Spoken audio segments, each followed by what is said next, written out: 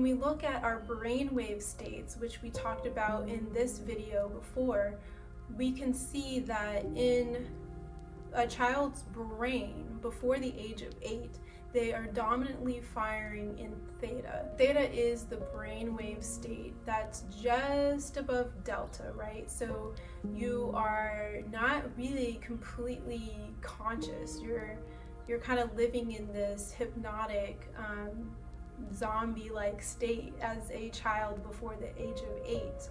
And it's not until after age 8 that you start to develop the critical mind. The critical mind is a filter between the conscious and the subconscious. So what that means is that the conscious mind will take in the world around it and toss that information at the critical mind, which is the filter between sub and conscious. That critical filter is going to be our place of analysis, where we get to decide, okay, is this something that I agree with? Is this true? How do I feel about this? That's the critical mind's job, is to sort through the information that comes in. And the way that the critical filter does this is that it checks with the subconscious mind to see if what the information we are receiving matches with our subconscious programming of what we hold to be true. So if we want a purple car and we see a blue car, the critical mind will say, nope, that's not what the subconscious mind wants, and it kind of throws it back out into the world and doesn't accept it as truth. But if we see a purple car, then the critical mind says, yep, this matches with the subconscious mind, this is what we want, and it receives that purple car to be truth and allows it to be embedded into the data of the subconscious mind. And that's also why when we are out and about, and if we like purple cars, we will be more likely to see a purple car, because our subconscious mind reinforces what we already believe. So it is attracting and it is helping divert the attention of the conscious mind to things, people, places that align with our subconscious programming. Knowing that what our subconscious is doing plays a 90% role in our reality, whereas the conscious mind is really only 10%. Being in theta, or perhaps alpha, relaxed awareness state when you first wake up or when you're just about into sleep, are the golden times to really speak to yourself and rewire that subconscious programming. If our subconscious mind is 90% of all of our thought and our actions, our beliefs, and our reality, then it only makes sense to take advantage of that precious moment before and after sleep, when our brain is in those relaxed brainwave states, right? It's really incredible and simple how we can, and we have full control over reprogramming ourselves. Returning to some of the examples of my childhood trauma, we could use these as examples for how to work in this system of reprogramming. For example, nowhere feels like home and I don't belong. With all the moving around in my life and losing my family, my sole care providers at such a young age, and being homeless for years, and this supported the programming that nowhere feels like home and I do not belong. When I first moved here, it looked like a crack house, and the neighbors had commented that there was some heavy domestic violence going on inside. And when I first moved here, I definitely felt that heaviness, and I cried and purged the sadness that existed in these walls for weeks. And then I started painting, creating little moments that made me feel like I was home. And I've really been able to make this a space of healing for myself and others. And that is something that is very, very dear to my heart. And it really makes me thankful that I'm able to be stable and grounded, not only for myself, for those also in my community and around me. You can connect deeper with your home to feel like you're safe and that you do belong in the space is by physically actually talking to it. So when I come back to my house, often I say, "Hello, house." And when I leave my house, I say, "Goodbye, house, I love you." And I look at the trees in my yard and I'll tell them goodnight at the end of a day. Talking with the physical walls of your house and your space and the nature around can be really healing and really connecting to a strong and stable sense of a home space. I am unable to attract and maintain romantic love into my life. This really, I think, stemmed so much from being shut down as a teenager and being told that my romantic interests were not allowed or were not good enough. And then, of course, with 8 years of sex work, I learned that, my that affection towards me was purely physical, and that my body meant more than anything going on in my heart or in my mind. And through that work, I learned to appreciate an emotion-free relationship more than an emotional-based relationship that came with all of the heartstrings and the tugging and the emotional ups and downs that can occur when you really love a person and you live in the full embodiment of love.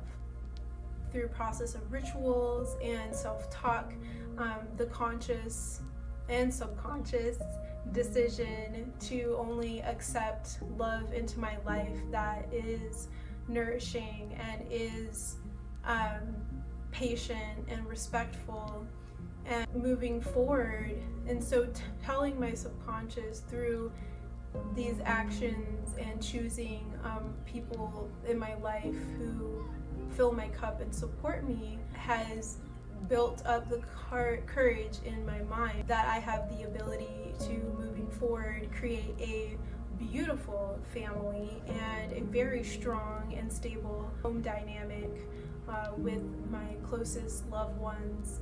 And I can't wait to be the best mom ever and have the deepest and most nourishing love for my children.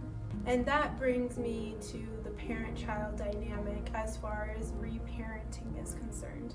Now, reparenting is a word that has been on the lips of a lot of YouTubers and people that I know. Reparenting is a form of psychotherapy where the therapist takes on the role of the parent and through different ways reworks the client's parent ego state.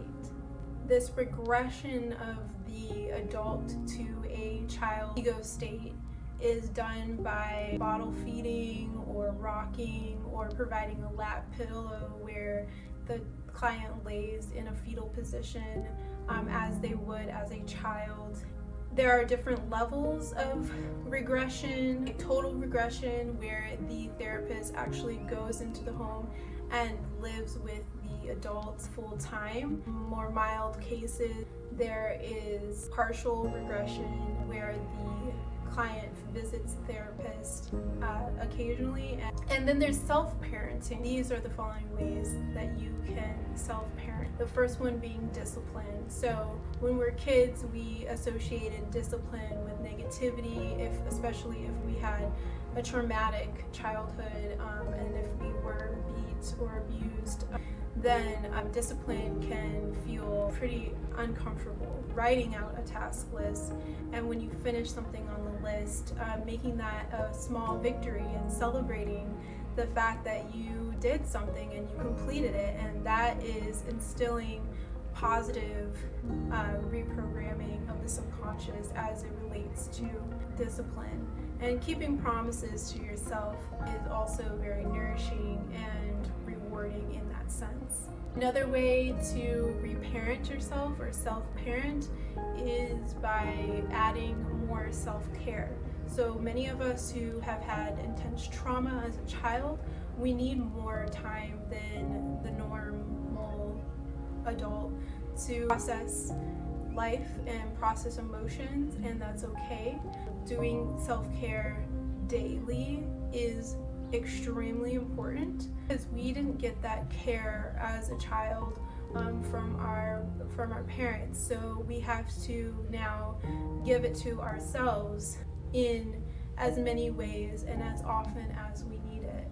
Finding joy is another way of reparenting yourself. When we were kids, and if we lived a traumatic childhood, we did not experience a lot of joy. And if we did experience joy, it was not related to the parent. Finding joy, real sheer joy, for me is actually very difficult.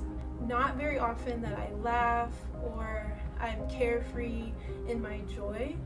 My joy is very often scheduled, and my joy is thought out, and there are certain things that can take me out of that, or certain people that can take me out of that kind of regiment or rigidity when it's surrounding my joy and my happiness. But regardless, just finding the joy is the important part. Walking outside barefoot at the end of a day or at the beginning of a day brings me immense joy. Laughing, being around people who make me laugh. If anyone has a good sense of humor, I'm immediately attracted to you, and I am just whoa, please, thank you. I love people with that natural ability to experience joy through laughter. And another way that I find sheer joy is dancing. Dancing, being in music, being in the sound, and just being free and not thinking and just moving brings me my ultimate joy. You can also do positive self-talk, as we mentioned before, because when we were kids, we were not talked to positively, especially if we had traumatic, stressful, anxiety-ridden parents. And so self-talk is huge, and I'm a huge advocate for self-talk. Self-talking by using your name, very important, because when we were kids, our names were used in a negative way, maybe shouted at us, or just the thought of hearing our name was scary, we were in trouble. And so saying your name positively and sweetly while holding yourself is also really key, because creating that somatic connection to your body as you speak your name provides comfort and serenity. And on that note, touch. Positive, non-sexual touch is great for people who are practicing reparenting or self-parenting, because when we were kids, touch was, for many of us growing up in a traumatic household, very scary, and please don't touch me, because I think if you're even inching towards me, that you are gonna hit me. Positive touch and touch that is non-sexual is very, very nurturing. And please be patient with yourself. Acknowledge that subconscious reprogramming takes time, and this is work that must be done daily. It doesn't happen overnight. First, acknowledging that, and then accepting the challenge to be that person, to be that parent for yourself, and to relearn and reprogram. I hope that you found some moments throughout this video that you could really relate to, and some takeaways that you can really work with moving forward. I love you so much, and as always, love deep, breathe deeper. I will see you next week. Peace.